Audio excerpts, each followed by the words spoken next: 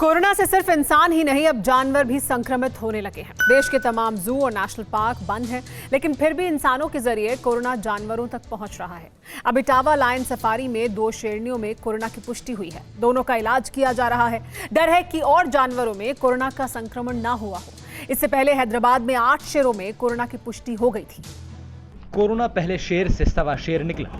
अब इस वायरस ने 2 शेरनियों को बीमार कर दिया है। इंसानों की जान लेने वाला कोरोना अब जानवरों के लिए भी बड़ा खतरा बनता जा रहा है।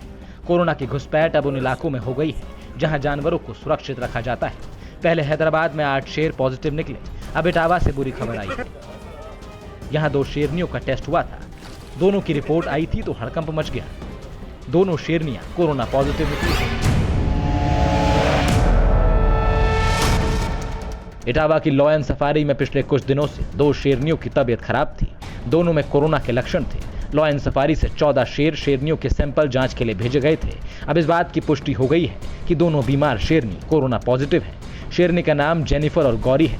शुक्र की बात यह है कि इनके साथ ही रहने वाले 12 शेर और शेरनियों की रिपोर्ट नेगेटिव है। दोनों शेरनियों को झुंड से अलग कर दिया गया है। आइसोलेशन में रखकर दोनों शेरनियों का इलाज किया जा रहा है। फिलहाल दोनों शेरनियों की तबीयत ठीक है। जांच में दोनों शेरनियां जो है जिनका नाम गौरी, जिसकी आयु 3 वर्ष 8 माह, और जेनिफर, जिसकी आयु 9 वर्ष है, ये दोनों कोविड पॉजिटिव पाई गई हैं।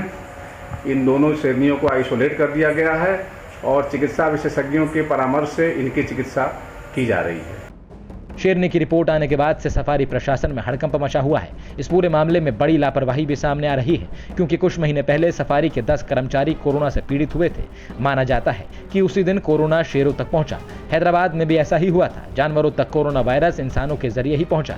जानवरों की देखभाल और उन्हें खाना देने के लिए हर जगह कर्मचारियों की तैनाती है। ऐसे में अगर कोई कर्मचारी कोरोना से संक्रमित होता है तो संक्रमण जानवरों तक भी पहुंच जाता है। अब तक के नतीजों से पता चला है कि ये वायरस शेर और बाघ जैसे जानवरों के लिए ज्यादा घातक साबित हो रहा है।